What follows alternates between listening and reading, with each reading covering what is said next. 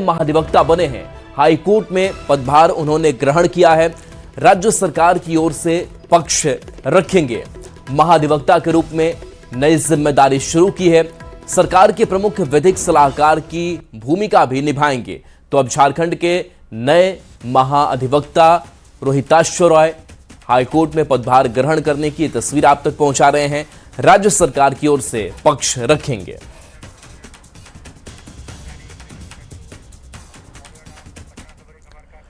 और देखिए, इस बीच बिहार की खबरों पर लौटते हैं। पटना से बड़ी खबर सामने आ रही है, जहां जेल से रोशन आनंद बाहर आ चुके हैं। बेल के बाद बाहर रोशन आनंद निकल चुके हैं। बता दें कि बेऊर जेल में थे। बेऊर जेल से अब रोशन बाहर निकल चुके हैं। आज सुबह उन्हें जमानत मिली थी, बेल मिली थी। बता दें कि ज्ञान बिंदु कोचिंग के निदेशक हैं। 12 दिन बाद जेल से बाहर आए हैं। तो जेल से बाहर रोशन आनंद आए हैं। देखिए, जिस तरीके से फैसल खान और रोशन आनंद को लेकर के ये पूरी कह सकते हैं कि पूरा जो चैप्टर चलता रहा, इन सब के बीच ये बड़ी खबर सामने आई है। अमरजीत शर्मा हमारे साथ फोन लाइन पर है। अमरजीत, अब रोशन आनंद जेल से बाहर आ चुके हैं, क्या आपके पास और खबर जानकारी? जी देखिए, अभी वकील से बात हुई उन्होंने बताया कि रोशन आनंद अभी जो है जेल से बाहर निकले हैं और अब जो है ये अपने भाई के मौत के दाह संस्कार में जो है वो शामिल होंगे और उसके बाद आगे की जो है रणनीति तय करेंगे कि किस तरह से आगे करना है। क्योंकि जो है 12 दिनों के बाद जो है जेल में रहने के बाद ये छूटे हैं। उनका कहना है कि जो है निर्दोष थे वो और उन्हें फंसाया गया। इतने दिनों तक जो है वो न्यायालय प्रक्रिया में जेल के अंदर बंद रहे। लेकिन एक बात ये भी कह रहे हैं कि जो इस तरह से जो प्रक्रियाएं, जो न्यायालय की प्रक्रियाएं हैं वो न्यायालय ही जाने, लेकिन इसमें कहीं न कहीं जो है रोशन आनंद के साथ जाती हुई है और इसी का खामियाजा वो भुगत रहे हैं। इस मामले में वो निर्दोष कहे जा रहे हैं और इस मामले में जिस तरह से खान सर और इनके प्रति जो है जो प्रतिक्रियाएं जो आती रही हैं उसमें जो है रोशन आनंद जो अभी छूट करके गए हैं तो उसमें जो सभी लोग इनके जो समर्थक हैं वो इन्हें निर्दोष बता रहे हैं। फिलहाल अभी जो है वो ज्ञान बिंदु कोचिंग भी जाने की इन्होंने सोचा है। उसके बाद जो है अपने भाई के दाह संस्कार में शामिल होने के लिए जाएंगे, अपने गांव जाएंगे और उसमें शामिल होंगे। जी तो बिल्कुल एक दुखद खबर उनके सामने, जेल के अंदर रहते हुए भी उनके भाई की मौत को लेकर के आई। जिस तरीके से संदेहास्पद नेपाल में मौत हुई, क्या उसको लेकर भी कोई प्रतिक्रिया उन्होंने दी और क्या कुछ बोल पाए? जी देखिए, यहाँ वो भावुक थे और अपने भाई की मौत से जो है भावुकता में ही जो है उन्होंने जो है मीडिया के सामने बयान दिया है और फिलहाल जो है अपने आप को निर्दोष बताया है। आगे वो आगे की बातें जो है बताने के लिए भी बोले हैं, लेकिन अभी जो है वो भावुकता में जो है गए हैं। अपने भाई की मौत के लिए जो है उनके दाह संस्कार में शामिल होने की बात उन्होंने कही है। फिलहाल इस मामले में ज्यादा कुछ उन्होंने नहीं बोला है, लेकिन आगे जो है ये आएंगे और उन्होंने ये बताए हैं कि एक बात हम जो है बताएंगे। रोशन आनंद की चलिए, बिल्कुल, बहुत बहुत शुक्रिया इस अपडेट के लिए आपका। तो देखिए, रोशन आनंद जो अब बेल के बाद से जेल से बाहर आ चुके हैं। चलिए वापस झारखंड की खबरों पर लौटते हैं। रांची से बड़ी खबर है, जहां शाम 5 बजे एनडीए की अहम बैठक होनी है। प्रदेश बीजेपी कार्यालय में यह बैठक होगी। राज्यसभा उम्मीदवार परिमल नाथवाणी भी मौजूद रहेंगे। बीजेपी, जेडीयू, एलजेपीआरवी और आजसू विधायक शामिल होंगे। राज्यसभा चुनाव को लेकर के रणनीति बनेगी।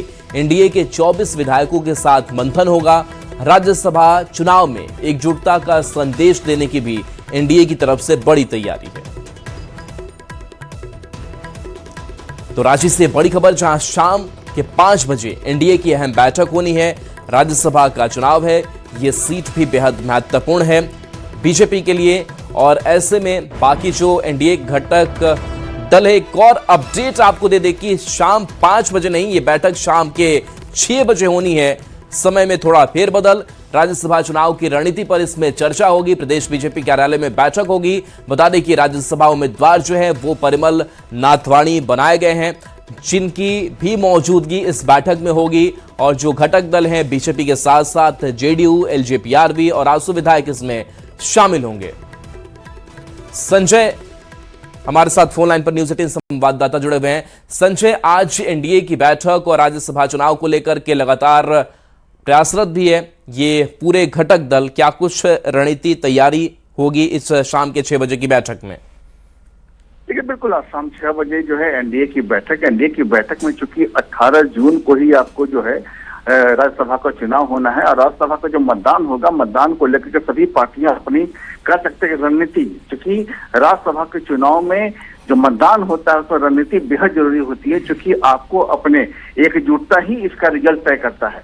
तो जाहिर है कि बीजेपी जिस निर्दलीय उम्मीदवार को समर्थन दे रही है, तो चूंकि एनडीए के पास 24 विधायक हैं, 4 का जरूरी है।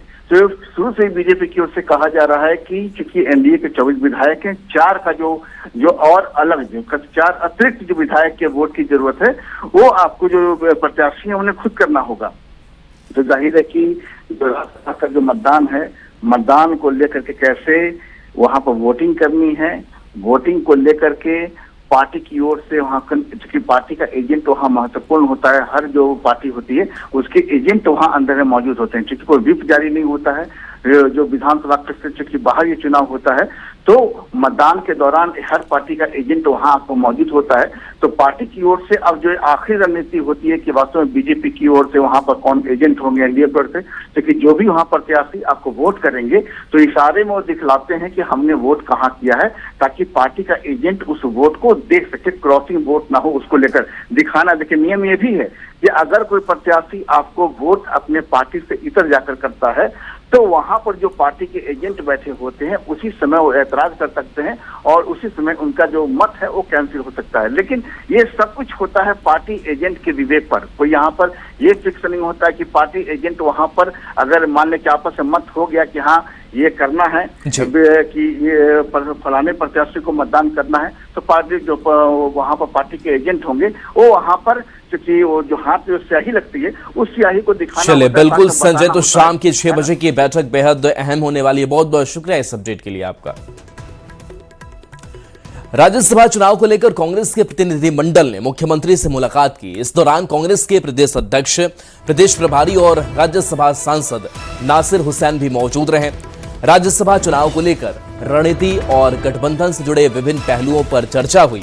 राज्यसभा चुनाव से पहले इस मुलाकात को राजनीतिक रूप से काफी महत्वपूर्ण माना जा रहा है। झारखंड में राज्यसभा चुनाव के बीच गहमागहमी और राजनीतिक मुलाकात का दौर चल रहा है। इस वक्त झारखंड के मुख्यमंत्री हेमंत सोरेन से मुलाकात करने के लिए झारखंड कांग्रेस के प्रभारी प्रदेश अध्यक्ष और इसके साथ साथ कांग्रेस के जो राज्यसभा उम्मीदवार हैं यानी प्रणब झा वो भी पहुंचे हैं। उनके साथ सीएलपी लीडर प्रदीप यादव यहां पहुंचे हुए हैं। 18 तारीख को झारखंड में राज्यसभा के 2 सीटों के लिए जो चुनाव है उसकी प्रक्रिया होनी है। उससे पहले प्रणब झा यानी कि गठबंधन की ओर से जो 2 उम्मीदवार दिए गए हैं उनमें से एक उम्मीदवार जहां कांग्रेस ने अपना दिया है तो दूसरा उम्मीदवार झारखंड मुक्ति मोर्चा का है। झारखंड मुक्ति मोर्चा के उम्मीदवार अपनी जीत को लेकर अस्वस्थ हैं, तो वहीं कांग्रेस के उम्मीदवार का भी अब तक ये दावा रहा है कि वो इस राज्यसभा चुनाव में जीत हासिल करेंगे। अंकगणित और आंकड़े को सफल करने का जो प्रयास है उसका दौर चल रहा है। यही वजह है कि झारखंड के प्रभारी के राजू, प्रदेश अध्यक्ष केशव महतो कमलेश और उसके साथ साथ सीएलपी लीडर प्रदीप यादव यहां मुलाकात करने के लिए सीएम से पहुंचे हैं। मुख्यमंत्री से उनकी मुलाकात होगी। इस मुलाकात के बाद कई चीजें निकलकर सामने आएंगी, क्योंकि अब तक जो गठबंधन एकजुट होने का दावा करते रही है, देखना होगा कि इस मुलाकात के बाद मुख्यमंत्री उन्हें क्या आश्वासन देते हैं। क्योंकि पूर्व से भी मुख्यमंत्री द्वारा ये कहा गया है, यानी हेमंत सोरेन द्वारा कहा गया है कि गठबंधन हम लोग एकजुट हैं, दोनों सीट हम लोग जीतेंगे। लेकिन आज ये जब मुलाकात दोपहर के वक्त हो रही है तो देखना होगा कि आगे का निर्णय, आगे की रणनीति झारखंड मुक्ति मोर्चा और कांग्रेस गठबंधन की कैसी होती है। कैमरा पर्सन संजीव तिवारी के साथ गौरव झा, न्यूज 18 रांची।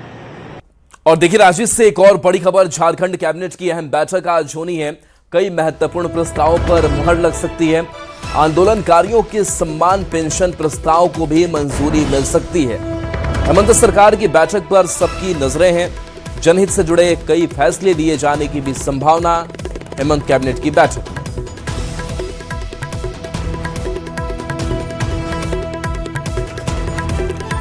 खबर सरायकेला से है, जहां चांडिल थाना क्षेत्र स्थित चिलगू में NH-33 से एक बार फिर से खूनी सड़क साबित हुआ। तेज रफ्तार ट्रक ने पहले 2 गाड़ियों को टक्कर मारी और फिर बाइक सवार युवक को अपनी चपेट में ले लिया। इस हादसे में बाइक सवार एक शख्स की मौके पर ही मौत हो गई। पूरी घटना सीसीटीवी कैमरे में कैद हो गई है। हादसे के बाद ट्रक चालक मौके से फरार हो गया। घटना से आक्रोशित स्थानीय लोगों ने रांची टाटा मुख्य मार्ग NH-33 को जाम कर दिया और पीड़ित परिवार के लिए मुआवजे की मांग की। प्रदर्शन में आजसू नेता भी शामिल हुए और NHAI पर गंभीर लापरवाही के आरोप लगाए।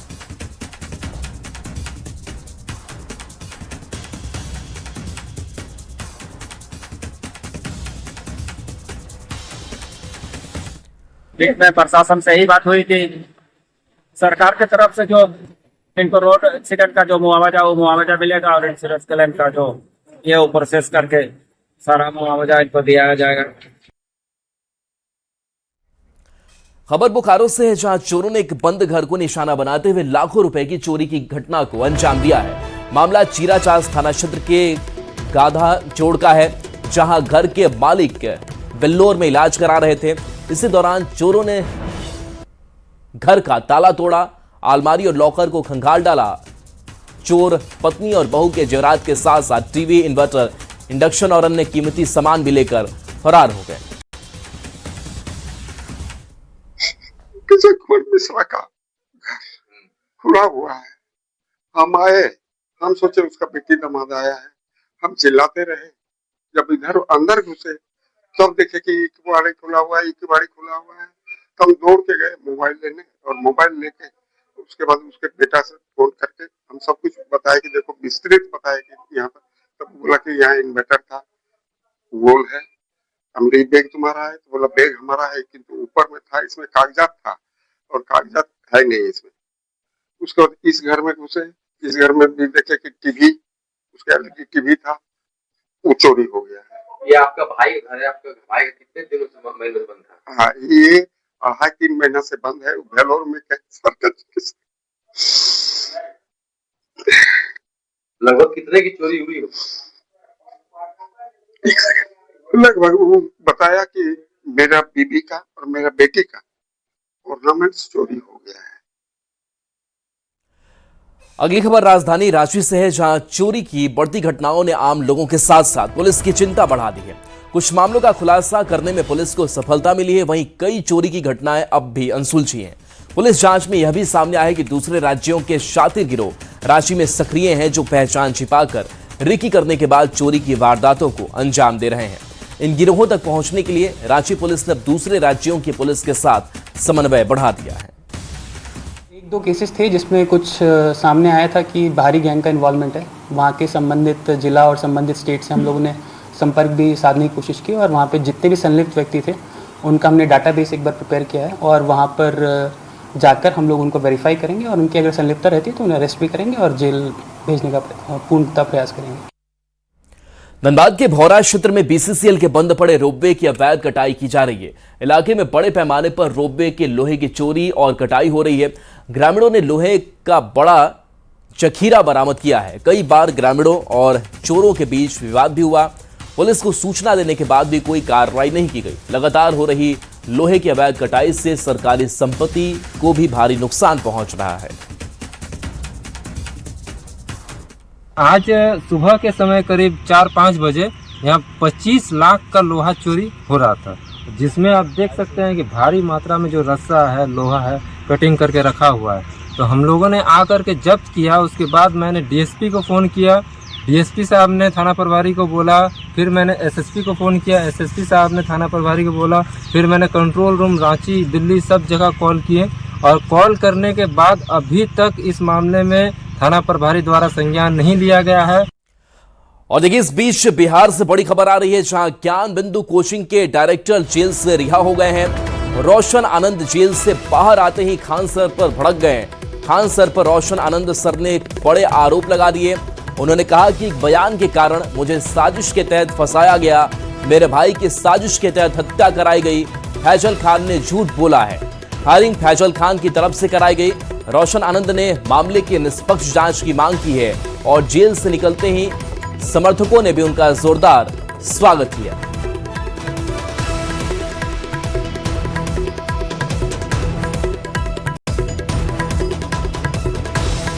तो देखिए, ज्ञान बिंदु कोचिंग के डायरेक्टर जेल से रिहा हो चुके हैं। दूसरी तरफ उन्हें अपने भाई के अंतिम संस्कार में शामिल भी होना है। और रोशन आनंद जैसे ही जेल से बाहर आए, खान सर पर वो भड़क उठे कि कैसे आखिर एक बयान के चलते उन्हें साजिश के तहत फंसाया गया। अमरजीत हमारे साथ फोन लाइन पर है, न्यूज़ 18 संवाददाता। अमरजीत, जब जेल से बाहर निकले हैं, खान सर पर आक्रोश देखने को मिला है और कहा कि फैजल खान ने झूठ बोला है। क्या कुछ और बयान उन्होंने दिया खान सर को लेकर?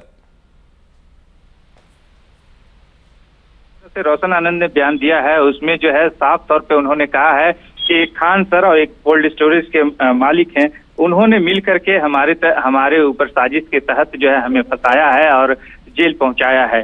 तो इस मामले में वो आगे इसमें जो है लड़ाई लड़ेंगे और अपने आप को खुद निर्दोष साबित करेंगे, और साथ ही जो है जिन्होंने जो है फंसाया है उनकी भी जो है वो पर्दाफाश करेंगे। जी, ये भी वो कह रहे हैं कि मेरे भाई की साजिश के तहत हत्या कराई गई, वो इसे साजिश मान रहे हैं, हत्या मान रहे हैं। इसको कैसे देखा जाए?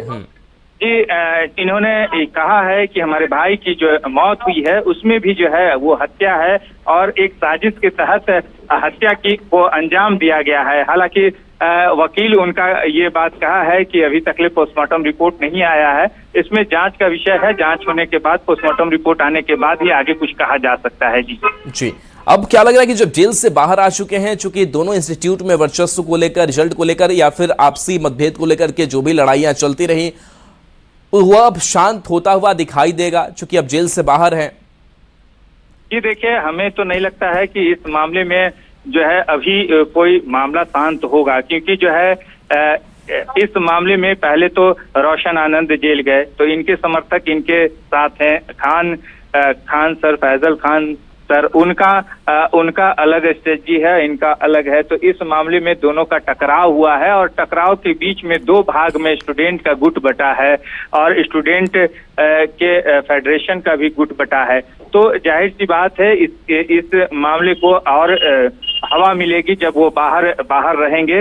तो इसके अलावा अभी हालांकि उनके भाई की मौत का जो है दाह संस्कार है, उसमें रहेंगे। दाह संस्कार पूरा होने के बाद हो सकता है कि मामला और गरमाए।